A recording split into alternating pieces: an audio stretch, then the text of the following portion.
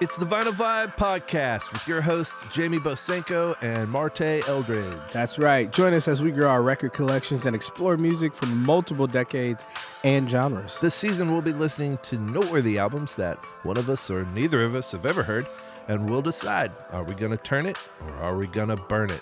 Let's do this. Go. And we are back. Hello. Yeah, we are. How you doing? I'm doing great. It's been a whole week. It really since has. our last episode, and Yeah.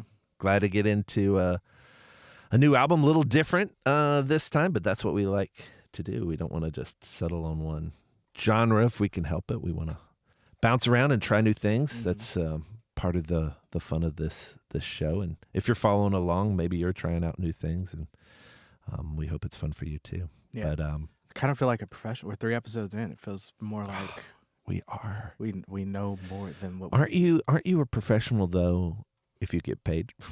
Is kinda that true. what think constitutes a that's- professional? I think that's all that matters is do you get paid to do it. I don't know if we'll ever be professionals. It's fine. We enjoy doing it. That's all that Professional matters. podcasters. That almost seems like impossible, but I know it's very like lots of people It's been do. done before, Jay. It's been done before. I don't know how people do that. Anyway, Wow. well, let's start it off as Let's- we always do let's with go. producer David's hot takes. Still not mic'd this week, so Yeah, he's going to he's be shouting at us. Gonna yell at you again. And, Sorry about that last week, listeners. Yeah, and we'll repeat. It's just how it has to be. Okay, go for it. Did Beyonce really deserve her country? Hot take. Just tickles never Jamie. every time. disappoint. Yes, Never hot disappoints takes us with a hot take. Okay, are can you great. repeat this one? Oh yes. Did Beyonce deserve her Grammy for her country album that she just released? God, Mwah. I have not looked at any of the hot takes on Yeah, this, you're just trying to get us canceled. but there's probably 10 bazillion hot takes on this topic Yes. out there, or opinions, I should say, Yes. of this hot take. Yeah, this is true. And having not waded into any of those waters, Sure. I don't. What do you think? You're gonna just let me. You got it. I Got it. I'm not afraid to say it. I don't think so. But I think that You don't think she deserved the Grammy? no. Okay. But I think it's a no and a yes. Like Okay. did her album get plays? Absolutely. Did people Yeah. play it? But did they play it because it was a great album, or did they play it because of the name that was on the album? Interesting. And Or I because it was a country album. or because it was a country album. Yeah. I think it may be a little bit of all of it. Because you that's what know? she won for, right? Right, she Right. won for I think it may be a little bit of all of it. But I'm not a country fan. I don't listen to country music, and so I couldn't tell you who also was up for best album in that Right. in that genre. Like her album was better than all of these. You'd have to go like listen to them, Right, but or all the country, or majority of country albums that came out that year, or whatever. correct. Right. I will say if I'm a hip hop head, like a hip hop fan, Mhm. and best rap album is up, and there's a person that crossed over from Mm. I don't know, pop music to explore into rap music, Mm-hmm. I think I'd be a little ticked off Interesting. if that person won album of the year with their first go at it. And if Taylor Swift made a rap album and Right. she won album of the year, I That's think fair. I'd be a little frustrated as a hip hop fan to go, you got to put some time in, you got to put some work in. Hmm. There are people that have been writing and playing music for years Right. that have In this an genre, entire catalog right. in this genre, and put together a really good album, and they got beat out by this person with the first go at it because of their name. And so respect the catalog of Beyonce, think she's an incredible artist, think she's great. I understand like breaking down barriers and all of those Right. things. I get it, and I think that's awesome. Mm-hmm. But I also think maybe there's a community of people that would have heard that and gone, "Whoa, hold on! Like this is your first go at it. It was. Is it really country or is it Mm. is it pop country? Which there are people like in the country I know that much about it. Like Mhm, with country music, there are people like in that camp that are like, there's country music and then there's pop, like pop Right. country. Yeah, yeah, for And sure. most artists are more like pop country and not necessarily traditional country. So, yeah, I mean, I think I I I think that there could have been other people that probably were a little bit more. Yeah, yeah. I wouldn't say qualified, but probably had a Right. better album. But Well, it's just hard to, again, not having, again, like you, not a big fan of country. There are some country artists. It's probably like some older acts, mhm. um, that I do have some records of. But yeah, especially the stuff, especially like last year, I probably couldn't tell you one album, Right. country album, off the top of my head that came out, besides Beyonce's. But yeah, I could see that too. And I haven't heard the album itself either. I I haven't heard listened to it. the chart topper, like the Oh yeah, yeah, yeah. This ain't was that off that yeah. song? Yeah, Okay, yeah. right. Yeah, I've heard I that mean, too. it's a good song. Yeah, it's a but- good song. It's a good Beyonce song, Mhm. So it's interesting that it happened that way, but I'm with you. It's like whenever somebody sort of it feels a little like, no, I'm gonna do a country album. Now granted she is from Texas, right? And so but it isn't the genre she's used to doing. Mhm. Again, that doesn't bother me necessarily. Yeah, you want to go try to make a country album, that's great. But I could understand like people having mixed feel or being suspicious of like, wait a minute, you just kind of came Yeah. in here. Think about it with any other, Right, like if a baseball player wants to Mhm. play basketball, right, it's right, like, right. you're not going to be able to cross over. They're gonna come. They're coming with a little like, Yeah. can you do this, or are you just kind Yeah. of throwing your weight around, Right. Right. and doing whatever you want because you can, Yeah.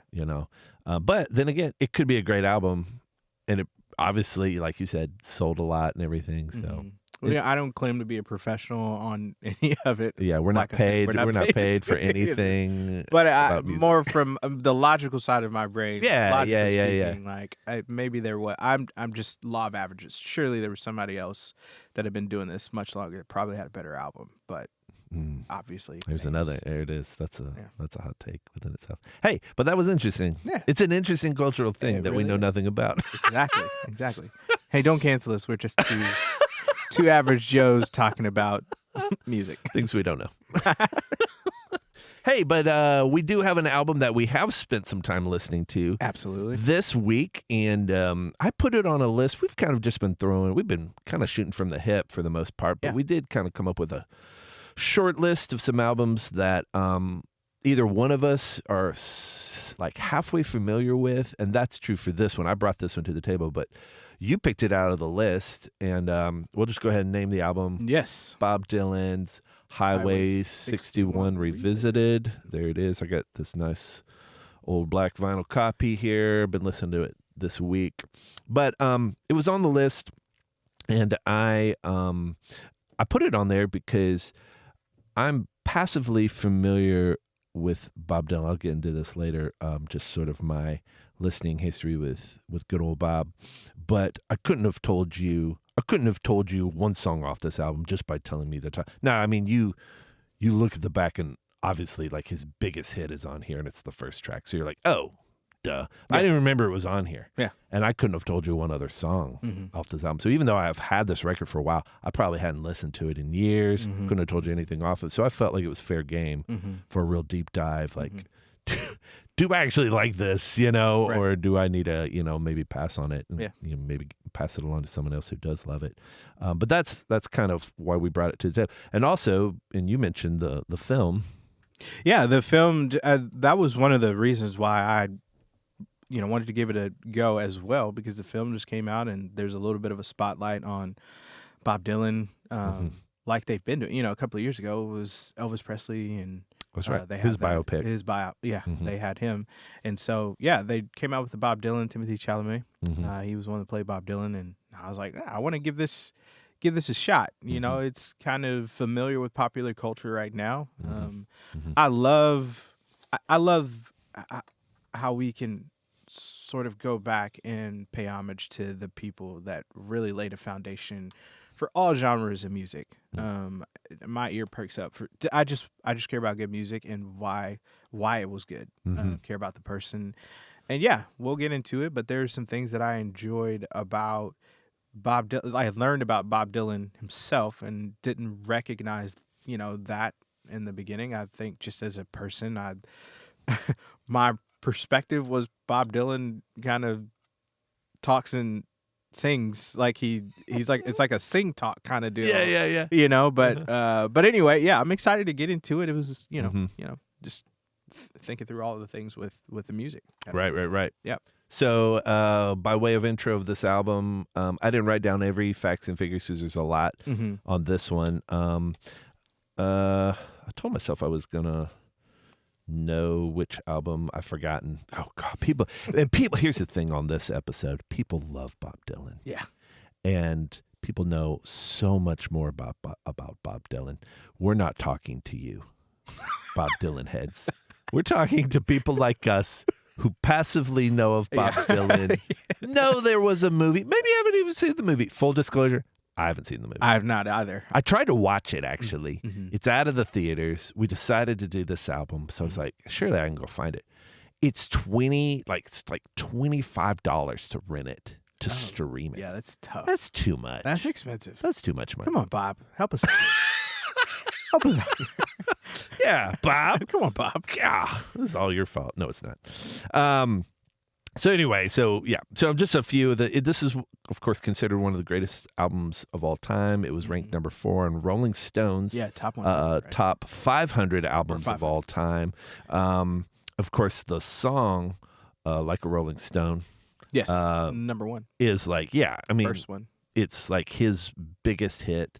Lots of facts and figures we could throw out on that, but let's get into it. Like, what was your initial? Had you heard much of this music before?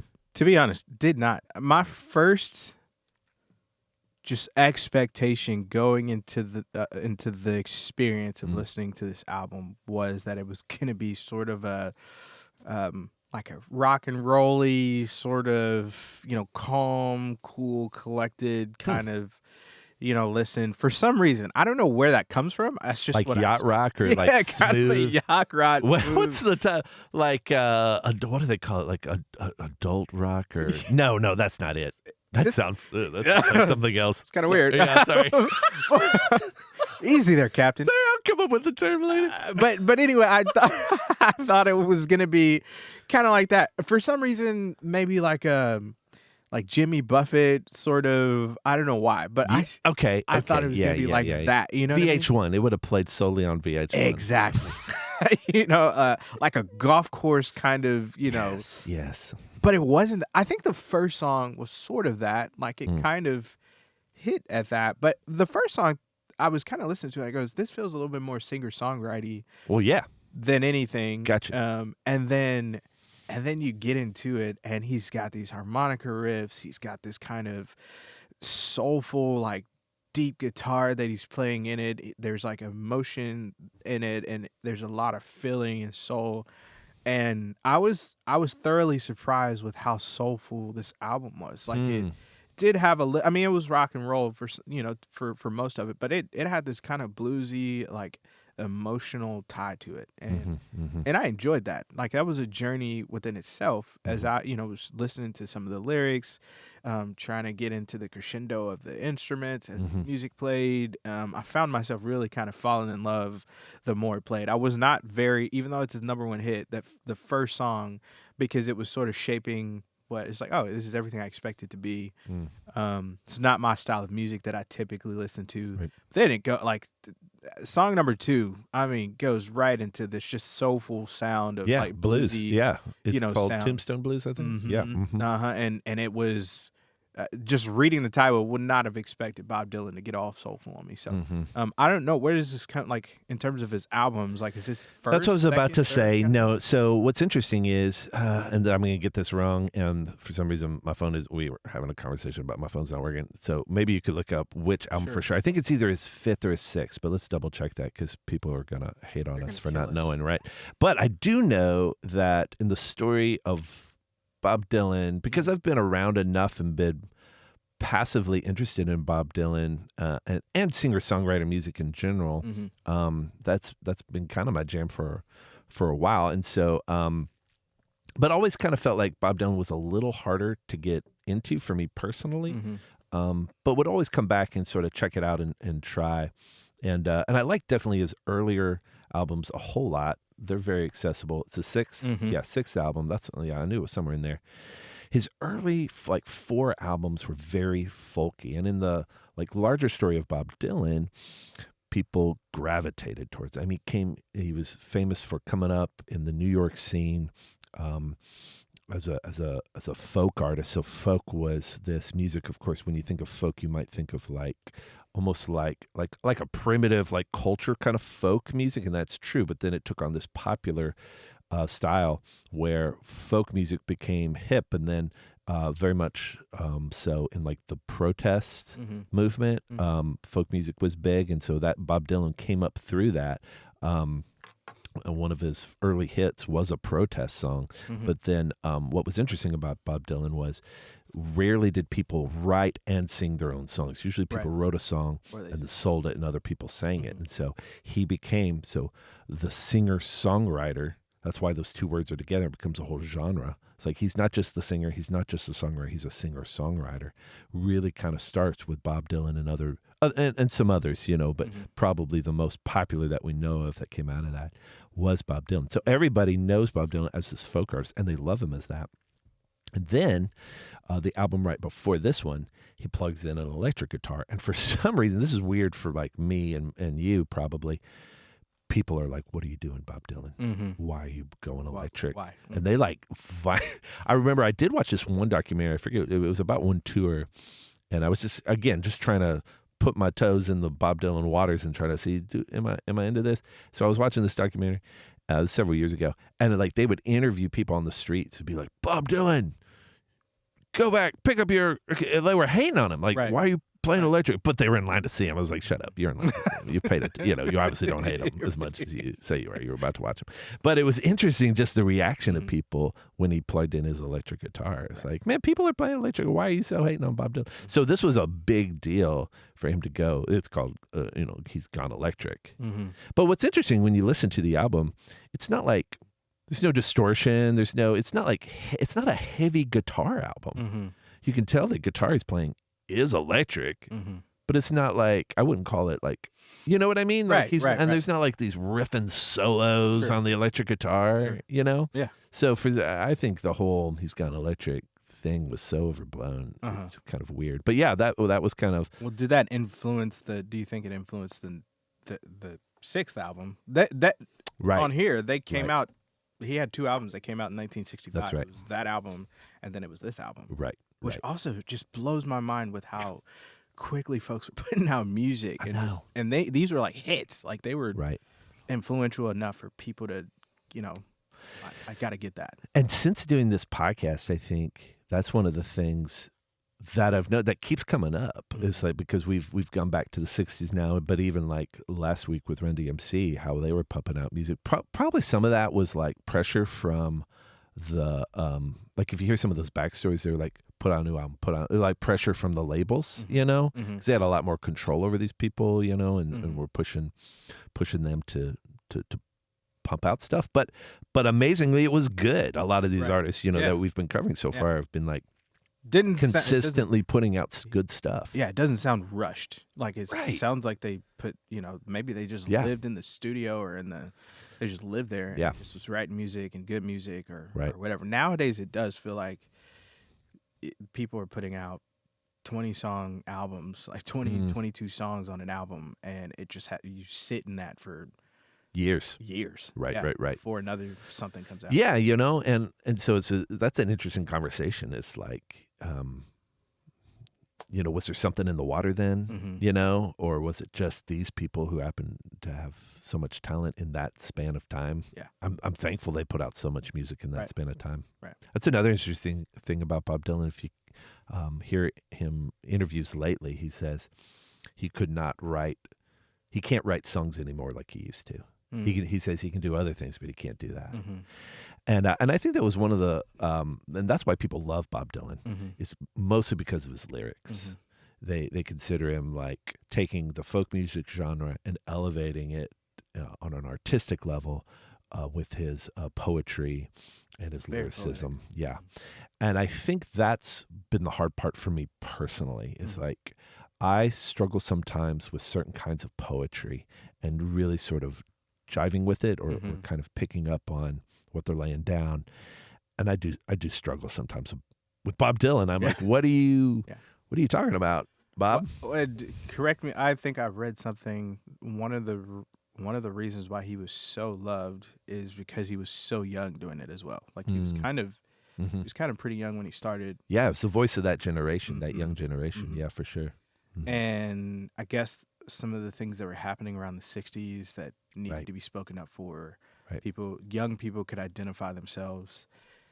And that you and I work in organizations that revolve around young people, and we've kind of recognized and realized that young people feel like they need to have a voice in something, and so Sure. they're looking for influential figures that will kind of help be that voice for them to find some identity, sort of. Mm. It felt like maybe it's happened before, but for me, it felt like maybe this could have been one of those first shots of seeing somebody like I see myself in that person. I want to be that person, be like that. But we were saying that about Run DMC Mhm. for the hip hop culture a lot. Like I see myself as that. Now let me put my own like poetic influence Mhm. on it, and maybe Bob Dylan was one of those people that kind of, once again, just same statement from last week. Mhm. He walked so that other folks could run, Mhm. and Mhm. just even from what I'm hearing of like being daring enough to say, this is where I started. I want to add in Mhm. something. Would you say that music before this, and even maybe music after this, they like find their pocket, they find what they're good at, and they just kind of stay there and don't venture out of it? Oh yeah. And he's like, no, this is how I started. I'm gonna evolve as an artist, as a musician, Yes. into Yes. something more, which I think maybe that's why he's able to gain so much respect and has such a big footprint, like in the culture, like musically. Yeah, well, and I would say that's true. The '60s, and I might say this a couple of times, and I'm going to keep making a case for it on this podcast that the '60s was probably one of the greatest decades for music Mm-hmm. because I mean, just pick a band, pick an artist. Let's go with the Beatles because Mhm. they're very big. If you start with I was thinking about this because I've just recently picked up like the Red compilation and the Blue compilation. They've been out for a really long time, but I hadn't had them till recently. I have all the Beatles albums, but if you just go through, just put them on, you go through, and it's kind of their hits, the greatest hits, if you will. And they start very sort of like rock and roll. I mean, they're playing Chuck Berry covers, and writing songs like that. Just very sort of like early doo-wop rock and roll Mm-hmm. tracks, and you follow them through. Then they start to put their own flavor into there. Then you get over to the Blue compilation. It's like uber experimental stuff, right? Mhm. And finally kind of come back a little bit before they hang it up Mhm. with just some kind of solid, just good rock and roll tracks again, and still just being very creative and very unique. And that's why they're loved by so many people. But like the journey they go on, Mhm. all within the '60s, I think kind of shows you what a crazy decade it was. Like Yeah. where music, like rock and roll kind of starts, I don't know, we need to do a little more fact checking here, '50s, but definitely picks up popular '60s, blows up, Mhm. right? And goes, I mean, just the amount of the journey that rock and rolls went on in the '60s, and not just like, and then jazz and like so many other forms of music. Yeah. Just go on this crazy journeys within one decade, Mhm. and we're still talking about it today. I don't know what it was about culturally, there was probably all kinds of things that just good. fed into that, Mhm. but it's very, so Bob Dylan, of course, is a product of that as well. This is when he's putting out this music. He starts in one place and doesn't even take as much of a drastic swing as like the Beatles do. Beatles took a lot of flack for that too. I think, man, I mean, this might be hot, Mm. but I don't know that we'll ever experience music that way Mm. ever again. Because, Yeah. or at least in this generation, because it's more about how big can we make a track? Like Mm.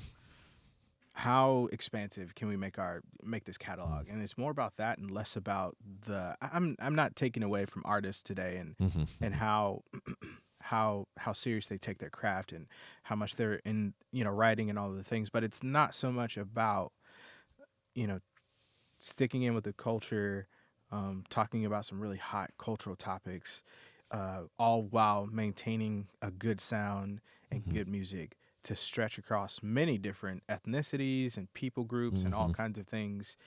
And that being more of the, you know what I mean? Like it's more about that and less about how many albums can we sell, Mm.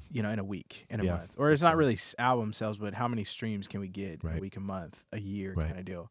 And that to me, it, be, that's what's great about the 60s, the 70s. It was more about how incredible can we make this music sound, Mhm. that would connect to people. Or what can we do Exactly. that's never been done? Exactly. You know. It's not so much about that. I don't think it's Yeah. not really about that anymore. Well, I It's think got we'll niches still and pockets, but it's not like exactly. Yeah, and I agree with you.